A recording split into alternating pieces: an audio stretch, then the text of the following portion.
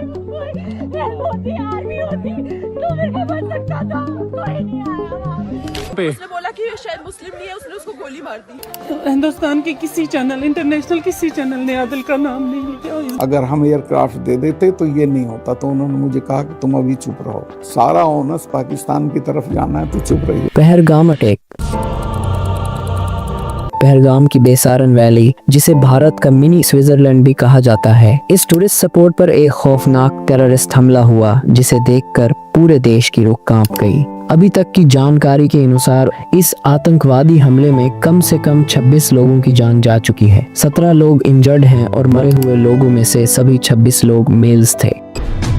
आस high altitude location पर सिर्फ पैदल या खच्चर पर बैठ के पहुंचा जा सकता है, इसलिए रेस्क्यू ऑपरेशन के लिए हेलीकॉप्टर का इस्तेमाल किया गया है, जबकि लोकल्स खच्चरों की मदद से इंजर्ड लोगों को वहां से वापस लाए। कम से कम 12 टूरिस्ट को पहलगाम हॉस्पिटल में एडमिट करवाया गया और डॉक्टर्स ने कहा है कि अब ये 12 लोग स्टेबल कंडीशन में हैं। उस आतंकी हमले में लोगों को उनके रिलीजन के आधार पर टारगेट किया गया। एक विक्टिम मुस्लिम थे, आदिल हुसैन शाह, जो पहलगाम के ही लोकल थे, वहाँ खच्चर चलाने का काम करते थे। इनके अलावा एक क्रिश्चियन थे और बाकी 24 लोग जो मारे गए वो सब हिंदू थे, जो अलग अलग जगह से आए हुए टूरिस्ट थे, जैसे कि जयपुर के 32 साल के नीरा जोधवानी जो यूएई में काम करते थे। ये छुट्टियों के लिए घर आए हुए थे, अपनी पत्नी के साथ पहले शिमला में एक शादी अटेंड की और फिर बाद में कश्मीर घूमने गए थे। ऐसे ही एक विक्टिम नेपाल से थे, संदीप नोपड़े। उसके अलावा IFIP और नेवी के ऑफिसर, अरुणाचल से आए हुए इंडियन एयर फोर्स कॉर्पोरल ताग हेलियांग, इंटेलिजेंस ब्यूरो के सेक्शन ऑफिसर मनीष रंजन जो LTC लेकर बिहार से यहाँ घूमने आए थे अपनी पत्नी और 2 बच्चों के साथ। हरियाणा के 26 साल के इंडियन नेवी लेफ्टिनेंट विनय नारवाल, केवल 6 दिन पहले उनकी शादी हुई थी। ये अपनी पत्नी के साथ हनीमून बनाने आए थे, एक ऐसा हनीमून जिसके बाद उनकी पत्नी वापस विधवा होकर लौटी। एक वीडियो में उन्हें कहते हुए सुना गया कि अपने पति के साथ भेलपूरी खा रहे थे कि अचानक एक आदमी आया, उसने कहा कि शायद ये मुस्लिम नहीं है और ये कहते ही उसने तुरंत गोली मार दी। उसने बोला कि शायद मुस्लिम नहीं है, उसने उसको गोली मार दी। कुछ ऐसा ही कहा पौने की HR प्रोफेशनल असावरी ने। उन्होंने बताया कि जब उन्होंने दूर से आतंकी को फायरिंग करते हुए देखा तो उनका परिवार सुरक्षा के लिए पास के एक टेंट में चला आया, लेकिन आतंकी की वहां भी आ गए। उनके फादर को इस्लामिक वर्स रिसाइड करने के लिए कहा और जब वो नहीं कर पाए तो उन्हें सीधा गोली मार दी। हेल्प के लिए वहाँ कोई नहीं था, ना पुलिस ना आर्मी, जो लोग उन्हें वहाँ खच्चर पर लेकर आए थे। उन्होंने असावरी, उनकी माँ और एक फीमेल विक्टिम को रिटर्न जर्नी में मदद की। बहुत सारे घोड़े वालों ने भी मतलब घोड़े पे लेके गया था, उनको हॉस्पिटल पहुंचाया। मेरे अलावा भी बहुत सारे ऐसे लोग हैं जिन्होंने कंधे पे उनको उठाया है हॉस्पिटल पहुंचाने के लिए। बाद में करीब 20 मिनट बाद इंडियन आर्मी वहाँ पहुंची और उन्हें रेस्क्यू किया। अस्सलाम वालेकुम, मैं हूँ OS अहमद और आज की वीडियो में हम पहलगाम अटैक के बारे में बात करने वाले हैं। एक ऐसे हम हमेशा अपने हुकूमतों से सीधा सवाल करने की बजाय हिंदू मुस्लिम या फिर पाकिस्तान इंडिया के चक्कर में फंस जाते हैं। एक इंसान है, उसने उसको गोली मार दी यहाँ पे। उसने बोला कि शायद मुस्लिम नहीं है, उसने उसको गोली मार दी। ये तो सबने कहा कि आइडेंटिटी पूछकर लोगों को मारा गया, लेकिन क्या किसी ने भी उस एक कश्मीरी की बात की जो कि मुसलमान था, लेकिन उसके बावजूद भी उसे जान से मार दिया गया क्योंकि वो दहशतगर्दों के खिलाफ खड़ा था। दोस्तों, वो रियलिटी है जो आपको कभी भी सोशल मीडिया नहीं दिखाएगा। हिंदुस्तान के किसी चैनल, इंटरनेशनल किसी चैनल ने आदिल का नाम नहीं लिया। इस बात का बड़ा दुख। वो हिंदुस्तानी हमारे भाई जो वहाँ पे शहीद हुए, जो हम उनके लिए भी रो रहे हैं। ले सकते हो आप, सब कुछ फ्री है हमारी तरफ से, हम आपके लिए यहाँ पे बैठे हैं। ड्राइवर भाई को पता है यहाँ पे आप खाने के लिए भी आ सकते हो, सब कुछ फ्री है हमारी तरफ से। 6 बजे से यहाँ इकट्ठे हुए हैं टूरिस्ट के लिए, क्योंकि टूरिस्ट बहुत डरे हुए हैं। सुबह 6 बजे से हमने यहाँ आज दिन के लिए फ्री रखी है। लश्कर तैयबा के एक शैडो ग्रुप TRF ने इस हमले की जिम्मेदारी ली है। TRF का फुल फॉर्म है द रेजिस्टेंस फ्रंट। 2 साल पहले जब TRF ने कश्मीर के पत्थरकारों को धमकियां दी थी तो मिनिस्टर ऑफ होम अफेयर्स ने उसे UFPA के अंदर एक आतंकवादी संगठन डिक्लेयर कर दिया था। इस टेरर ग्रुप के मेंबर शेख सजाद गुल को भी AUAP के 4थे शेड्यूल के अंदर टेररिस्ट घोषित किया गया। एक इंटेलिजेंस असेसमेंट के मुताबिक ये सस्पेक्ट किया जा रहा है कि लश्कर तैयबा का टॉप कमांडर सैफुल्लाह कसूरी भी इस साजिश करने वालों में से एक है। इंडियन एक्सप्रेस की रिपोर्ट में बताया गया है कि इनिशियल प्रूफ के अनुसार 4 से 6 टेररिस्ट थे जिन्हें ये हमला किया और इन दहशतगर्दों के पास M4 राइफल्स और ग्रेनेड्स थे। TRF के ये सब कबूल करने के बाद इंडिया ने सीधा उंगली उठाई पाकिस्तान पर, क्योंकि इंडिया का ऐसा मानना है कि लश्कर तैयबा को पाकिस्तान फंड कर रहा है। तो ये सब कुछ पाकिस्तान की तरफ से ही हुआ है, लेकिन इस बार इन्वॉल्वमेंट को पाकिस्तान की तरफ से डिनाई कर दिया गया। अगर पाकिस्तान की इन्वॉल्वमेंट की बात की जाए तो अभी तक कोई सॉलिड प्रूफ नहीं मिला है जो ये इंडिकेट करता हो कि पाकिस्तान इसमें शामिल था। टाइम्स ऑफ इंडिया में राजशेखर शाह की रिपोर्ट में एक सूत्रों के हवाले से कहा गया कि पहले से इनपुट्स थे कि अप्रैल के पहले हफ्ते में टेररिस्ट ने कुछ होटलों का परीक्षण किया, इसीलिए ये कोई इंटेलिजेंस फेलियर नहीं था। इंटेलिजेंस इनपुट्स होने के बावजूद अटैक कैसे हुआ? इससे दोस्तों पुलवामा हमले की याद आती है।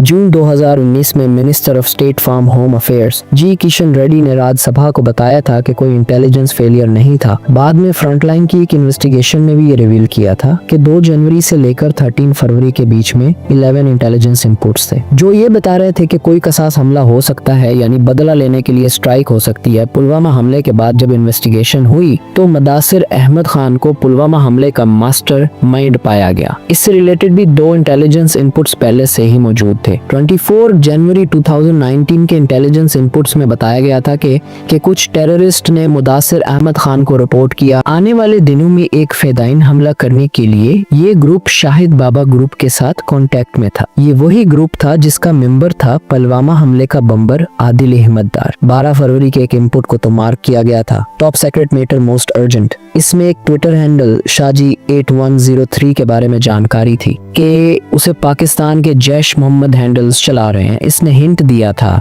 कि जम्मू इन कश्मीर में सिक्योरिटी फोर्सेस के रूट पर आईडी ब्लास्ट कैरी आउट किया जा सकता है। साथ में एक वीडियो भी था जिसमें आईईडी ब्लास्ट को डेमोन्स्ट्रेट किया गया था। 13 फरवरी के इंटेलिजेंस इनपुट में भी ऐसी ही एक फाइनल वार्निंग थी, लेकिन इसके बावजूद भी दोस्तों इन हमलों को रोका ना जा सका। सोचकर देखो दोस्तों, इतने डिटेल इंटेलिजेंस इनपुट्स होने के बावजूद भी पुलवामा हमला हो गया। कैसे हुआ? सवाल ये उठता है। मुझे तो पता नहीं, क्या आपको पता है? अगर मुझे नहीं पता, आपको नहीं पता, तो ये आखिर किसकी रिस्पॉन्सिबिलिटी है इन लोगों को रोकने की?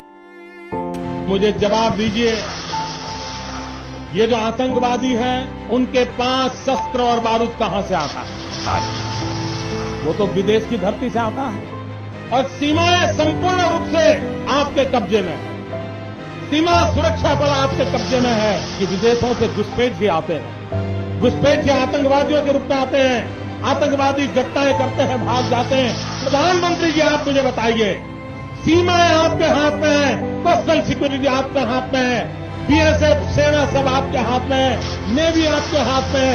ये विदेश से कोई भी समझदार इंसान, कोई भी समझदार बच्चा तक ये समझ सकता है कि देश की सुरक्षा चुनी हुई सरकार की जिम्मेवारी है, तो सवाल उसी से पूछा जाना चाहिए। लेकिन सवाल ये है कि मोदी सरकार क्या कर रही है, प्राइम मिनिस्टर क्या कर रहे हैं? मोदी सरकार बिहार में अपनी कैंपेन्स चला रहे हैं, अपनी वोट्स कलेक्ट करने की कोशिश कर रहे हैं। ये कोई नई कहानी नहीं, एक इंडिया के प्राइम मिनिस्टर अपने वोट्स के लिए इन हमलों का इस्तेमाल कर रहे हैं। हाँ, हम ये नहीं कहते कि ये सब इंडिया की तरफ से खुद से प्लान किया गया है, लेकिन हम ये ज़रूर कह सकते हैं कि जब भी इस तरह के हमले होते हैं तो मोदी या फिर इंडियन गवर्नमेंट अपने वोट्स को बढ़ाने के लिए इन हमलों का इस्तेमाल ज़रूर करती है। इस हमले के बाद मोदी की मीडिया की तरफ से बार बार एक ही नैरेटिव को पुश किया गया कि मुसलमान प्रॉब्लम है, और आज सोशल मीडिया पर आपको सारा गुस्सा बजाय अथॉरिटी से सवाल करने के मुसलमान क्यों दहशतगर्द हैं इस पर देखने को मिलेगा। यहाँ के इंडियन मीडिया जैसे ऑर्गेनाइजर ORG ने उसको एंटी हिंदू प्रोग्राम कर बुलाया है। भारत से जुड़ी ग्रुप ने तो मुस्लिम्स का बाइकाट करने को अनाउंस किया है,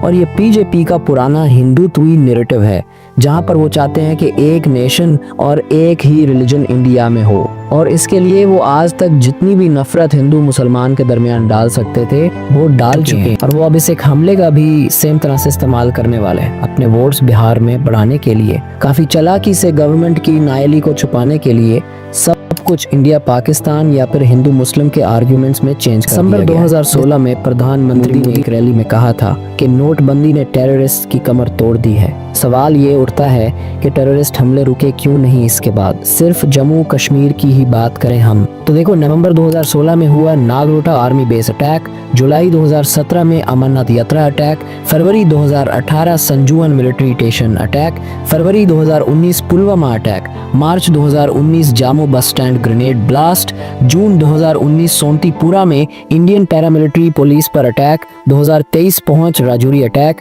2025 पहलगाम अटैक। एक के बाद एक टेररिस्ट की हमले हुए जा रहे हैं, और देश की मीडिया में हिम्मत नहीं है सरकार से सवाल करने की। ये सिर्फ 2014 से पहले होता था कि मीडिया द्वारा सरकार से सवाल पूछे जाते थे। फिल्में भी आप देखोगे जैसी फिल्में बनाई जाती थी जिनमें सरकार से टेररिज्म पर सवाल पूछे जाते थे।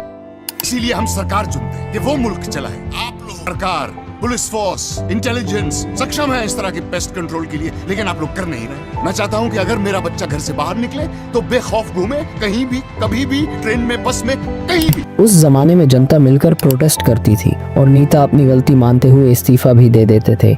जैसे कि मुंबई के 26/11 अटैक के बाद होम मिनिस्टर शिवराज पटेल ने पब्लिक डिमांड के चलते हुए इस्तीफा दिया था, और महाराष्ट्र के मुख्यमंत्री वलादराव देशमुख ने भी इस्तीफा दिया था। मैं ये नहीं कह रहा कि इस्तीफा देकर उन्होंने कोई महान काम कर दिया। बात यह है कि किसी भी फंक्शनिंग डेमोक्रेसी में ये एक बेसिक बात है, और अब इस बेसिक कॉमन सेंस को भारत देश खो चुका है। मोदी मीडिया इन एंकरों से इतनी सिंपल बात नहीं पूछी जा रही कि जिस जगह इतने सारे टूरिस्ट जमा थे वहाँ प्रॉपर सिक्योरिटी क्यों नहीं थी। आज तक चैनल के कोरेस्पोंडेंट ने ये कहने की कोशिश की तो उनकी बात को दरमियान में ही काट दिया। ये मजाक नहीं है।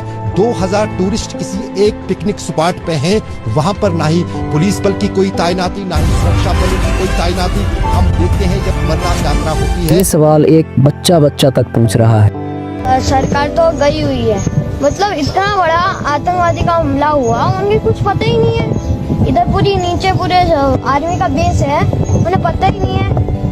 विनय नारवल की बहन ने हरियाणा चीफ मिनिस्टर नायब सिंह सैनी के आगे रोते हुए कहा कि उनके भाई 1.5 घंटे तक जिंदा थे। अगर वहां आर्मी होती तो उन्हें बचाया जा सकता था, लेकिन कोई नहीं आया वहां, कोई भी नहीं आया वहां। कोई नहीं आया वहाँ पे 1.5 घंटा, कोई नहीं आया वहाँ पे 1.5 घंटा, उस दिन बाबा कोई नहीं आया वहाँ पे। कोई आर्मी होती तो मेरे को बच सकता था, कोई नहीं आया वहाँ पे। कोई सुविधा नहीं, कोई फैसिलिटी नहीं, कोई आर्मी नहीं, कोई પોલીસ નહીં. જેને મોટા મોટા नेता આવે કોઈ વીઆઈપી માટે પાછળ કેટલી ગાડી હેલિકોપ્ટર જેને बात करें सत्यापाल की, जो कि एक सीनियर पॉलिटिशियन है, जम्मू और कश्मीर के गवर्नर भी रह चुके हैं। उन्होंने पुलवामा अटैक के बारे में ये कबूल किया कि इंडिया की तरफ से एक बहुत बड़ी लापरवाही का नतीजा पुलवामा अटैक है। CRPF people asked for aircraft, उनको एयरक्राफ्ट नहीं दिया गया। किसकी इनकॉम्पिटेंस, किसकी लापरवाही? ये होम मिनिस्ट्री की थी और उनके जो सीआरपीएफ के लोग हैं उनकी। 300 किलोग्राम एक्सप्लोजिव से बुरी हुई गाड़ी 10 से 12 दिन तक घूमती रही, लेकिन उसको किसी ने भी नहीं पकड़ा। सिक्योरिटी इतनी ज्यादा वीक थी। 10-12 दिन के लिए a car loaded with 300 kilos of RDX was traveling around the villages and roads of Kashmir and no one knew. उन्होंने ओपनली ये कबूल किया कि जब उन्होंने ये पूरी सिचुएशन मोदी को बताई कैसे ये सब कुछ सिक्योरिटी फोर्सेस की वीकनेस की वजह से हुआ है, तो मोदी जी ने कहा कि चुप कर जाओ, अभी इलेक्शंस हो रहे हैं। अगर हम एयरक्राफ्ट दे देते तो ये नहीं होता। तो उन्होंने मुझे कहा कि तुम अभी चुप रहो, सारा ओनस पाकिस्तान की तरफ जाना है तो चुप रहिए। Blame Pakistan. Exactly. And we will get credit and it will help our election. मतलब ही नहीं। होम मिनिस्टर अहमद शाह ने कहा है कि इस आतंकी हमले के गुनहगारों को बख्शा नहीं जाएगा, सजा दीजिए। लेकिन उसके साथ ही सवाल ये है कि क्या आपकी सरकार के पास कोई भी सोल्यूशन है ऐसे टेररिस्ट के हमलों को रोकने का, या आपकी सरकार अश्योरेंस दे सकती है कि फिर ऐसा कोई टेररिस्ट हमला नहीं होगा फ्यूचर में? जो ब्रेन वॉश लोग इस सब में यकीन करते हैं, उन्होंने अपनी इमेजिनेशन में अलग ही दुनिया बना रखी है, एक ऐसी दुनिया जहां पर धरती मोदी के राउंड चक्कर लगाती है। अपने मुद्दे पर वापस आते हैं। जम्मू एंड कश्मीर के मुख्यमंत्री उमर अब्दुल्ला ने कहा कि इस अटैक को अंजाम देने वाले जानवर हैं, अनह्यूमन है, कंटेम्प्ट के लायक है। उनकी निंदा करने के लिए कोई शब्द काफी नहीं। उन्होंने सारे विक्टिम्स के परिवारों के लिए समेतना वेब की। कश्मीर में लोगों ने शौक मनाने के लिए बंद लगाया, किसी ने यकता दिखाने के लिए मार्च की तो किसी ने कैंडल लाइट मार्च निकाली। कश्मीर के बाहर जमात उलमाए हिंद जैसी प्रोमिनेंट मुस्लिम ऑर्गेनाइजेशन ने टेरर अटैक को कंडम किया। ऑल इंडिया इमाम ऑर्गेनाइजेशन के हेड इमाम उमर मदलियासी ने कहा कि शुक्रवार की नमाज की समय 5.5 लाख मैसेजों से स्ट्रॉन्ग एंटी टेरर मैसेज दिया जाएगा। विक्टिम्स के लिए प्रार्थना की जाएगी। भारत के बाहर यूएई, सऊदी अरेबिया, बांग्लादेश और कतर जैसे कई सारे मुस्लिम देशों ने भी हमले की कड़ी निंदा की है। देश के आम मुसलमानों ने भी सोशल मीडिया पोस्ट पर अपना विरोध जताया है। बीजेपी वाले देश में धार्मिक नफरत फैलाते रहे। ये टेररिस्ट का जो एजेंडा है देश को तोड़ने का, हिंदुओं को मुसलमानों से लड़वाने का, देश को सिविल वॉर की कंगार पर ले जाने का, यही एजेंडा बीजेपी के लोग भी फॉलो करते हैं। चारों तरफ आप उन लोगों की पोस्ट देखोगे सोशल मीडिया पर, सिर्फ एक ही चीज पर फोकस करते हैं, हिंदू वर्सेस मुस्लिम। ये चाहते हैं सभी हिंदुओं के अंदर डर बैठे, आतंकवादियों से नहीं बल्कि अपने देश के मुसलमानों, अपने पड़ोसियों से, अपने दोस्तों से। ये चाहते हैं सभी मुसलमानों के अंदर डर बैठे, आतंकवादियों से नहीं बल्कि अपने देश के हिंदुओं से, अपने पड़ोसियों से, अपने दोस्तों से। और फिर ये कहते हैं कि हिंदू खतरे में है। आपको ये एक ही नैरेटिव बार बार बीजेपी वालों की तरफ से सुनने को मिलेगा। ये सब सिर्फ इसलिए ताकि आप उन्हें डर के मारे वोट दो। हैरान हो जाएंगे। इस रिपोर्ट के मुताबिक The Muslim population has gone up by 43+%. 43% बढ़ी है. The Hindu population has gone down in an equal period by 7.82%. 8% कम हुई है. Think about this. It's crazy. एक साजिश चल रहा है भारत को गजवाए हिंद करने का। क्या करें? इस गली में मैं अकेला हिंदू, कुछ खतरा नहीं है। खतरा नहीं है? नहीं है। ये फालतू का अगुवाई है, किसी का कोई खतरा नहीं है। पूरे गली में अकेला हिंदू हूँ मैं। राकेश है नाम। बीजेपी वाले तो कह रहे हैं हिंदू खतरे में है। काय का खतरा? इस गली में पूरा अकेला। अगर आप पाकिस्तान को इस हमले का जिम्मेदार ठहराते हैं तो फिर आपको मोदी जी को भी बलूचिस्तान में होने वाले हमलों के लिए जिम्मेदार ठहराना होगा, क्योंकि इस हिसाब से तो आपके नरेंद्र मोदी जी भी ओपनली स्पीचेस में बीएलए को सपोर्ट कर चुके हैं। आपका इंडियन मीडिया भी बीएलए को सपोर्ट कर चुका है। वो तो बीएलए को इस तरह से डिस्कस करते हैं या फिर बलूचिस्तान को इस तरह से डिस्कस करता है जैसे कि वो उनका अपना इंटरनल इशू हो। तो फिर अगर ऐसे सबूतों को सामने रखते हुए एक दूसरे के ऊपर लगाए जाने वाले इल्जामात को प्रूव करना है तो फिर हम भी कहते हैं कि बलूचिस्तान में होने वाले सभी हमलों के पीछे इंडिया जिम्मेदार है। हालांकि पाकिस्तानी आर्मी ने तो पूरी व्हील डॉक्यूमेंटेड इन्वेस्टिगेशन कर रखी है कि कैसे बलूचिस्तान में होने वाले हमलों के पीछे इंडिया जिम्मेदार है। लेकिन क्या हम पाकिस्तानी अपनी आर्मी से, अपनी गवर्नमेंट से सवाल करने के बजाय क्या उनसे ये कहते हैं कि जाकर इंडिया पर हमला करो, मुंबई को खत्म करो? नहीं, बलूचिस्तान अटैक्स के बाद आपको कोई एक सिंगल पाकिस्तानी भी ये कहते हुए नजर नहीं आएगा कि इंडिया पर हमला करो, या फिर आपको सोशल मीडिया पर आपको ये सारी हीटेड आर्ग्यूमेंट्स भी देखने को नहीं मिलेंगे पाकिस्तान की तरफ से। कहते हैं कि टेररिस्ट का कोई मजहब नहीं होता, लेकिन अभी तो हमें दहशतगर्दों का मजहब दिखाई दे रहा है। जब वो हमला करने से पहले लोगों से उनका मजहब पूछ रहे हैं तो उसका मतलब ये हुआ कि दहशतगर्दों का मजहब होता है और वो इस्लाम है। अगर आप भी इस पर यकीन करते हैं तो मुबारक हो, आप कम्प्लीटली ब्रेन वॉश हो चुके हैं। वो सोचने के लिए जो दहशतगर्द चाहते हैं कि आप सोचें, ये तो सब ने कहा कि आइडेंटिटी पूछ कर लोगों को मारा गया, लेकिन क्या किसी ने भी उस एक कश्मीरी की बात की जो कि मुसलमान था, लेकिन उसके बावजूद भी उसे जान से मार दिया गया क्योंकि वो दहशतगर्दों के खिलाफ खड़ा था। दोस्तों, वो रियलिटी है जो आपको कभी भी सोशल मीडिया नहीं दिखाएगा। यह बात सच है कि मारने वाले ने धर्म पूछा, पर बात ये भी सच है कि बचाने वाले ने धर्म नहीं पूछा। बात तो तहकीक के बाद में खुलेगी, पर चलो मान लिया कि मारने वाला मुसलमान था, पर बात ये भी सच है कि अपने कांधे पर बिठा करके लोगों को बचाने वाला भी मुसलमान ही था। चलो ये भी मान लिया कि मारने वाला सिर्फ हिंदुओं को मारने आया था, पर बात ये भी सच है कि एक मुसलमान सिर्फ हिंदुओं के लिए मारा गया था। अब आप खुद फैसला करें कि आतंकवाद धर्म में होता है या फिर इंसान में।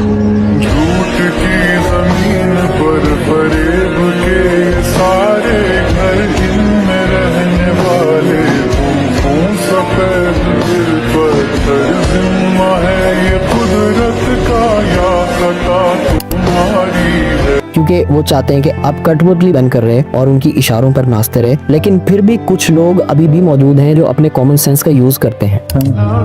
ये हिंदू क्यों लिखा हुआ? मैम हम हिंदू है इसलिए हम यूनिवर्सल बीइंग हो। आप अपने आप को इतना सा क्यों सुपड़ रहे हो? नहीं मैम, हम हटाओ, पहले एक अच्छे इंसान बनना सीखो। हिंदू मुसलमान सिख ईसाई तो ये सब सियासत की बनाई हुई चीजें। तो भगवान आपके माथे पे ओम ना लगा के मैम ओम लगा के अभी ये तो है नहीं कि सब मतलब जब से सारी सृष्टि में इतना सब कुछ परफेक्ट किया हुआ है तो आपको लगता है वो ओम लगाना भूल जाओ? आप अपने आप को संकोच रहे हो, आप अपने आप को लिमिट कर रहे हो। Your universal being. आप क्यों अपने आप को हिंदू? मैम आप कहाँ से बिलोंग करते? हिंदू ही हूँ। हिंदू ही हो?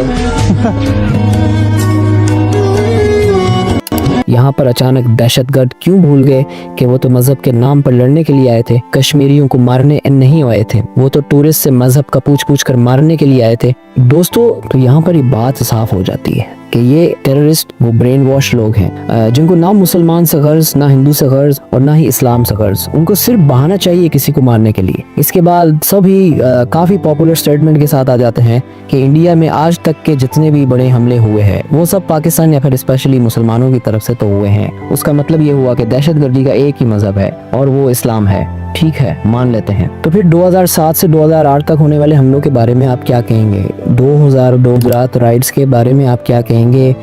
इन राइट्स में कहा गया कि हजारों मुस्लिम्स को जान से मार दिया गया। हिंदू एक्सट्रीमिस्ट ग्रुप लाइक अभिनव भारत के बारे में आप क्या कहेंगे? हिंदू आइडियोलॉजी जिसको लेकर ये लोग सभी मुसलमानों को मार रहे थे उसके बारे में आप क्या कहेंगे? हिंदू सेम आइडियोलॉजी जो कि RSY से यहाँ तक कि आपके प्यारे मोदी जी भी प्रमोट कर चुके हैं, इसके बारे में आप क्या कहेंगे? अगर आप इंडिया में होने वाले हमलों को मुसलमानों की तरफ से होने वाले या रिलीजन बेस्ड अटैक्स कहते हैं, तो फिर आप 2007 के समझौता एक्सप्रेस की बम्बिंग के बारे में क्या कहेंगे? अजमेर दरगाह ब्लास्ट के बारे में क्या कहेंगे? लगान ब्लास्ट के बारे में क्या कहेंगे? क्या ये सभी मजहब के नाम पर स्पेसिफिकली मुसलमानों को टारगेट करके नहीं किए गए?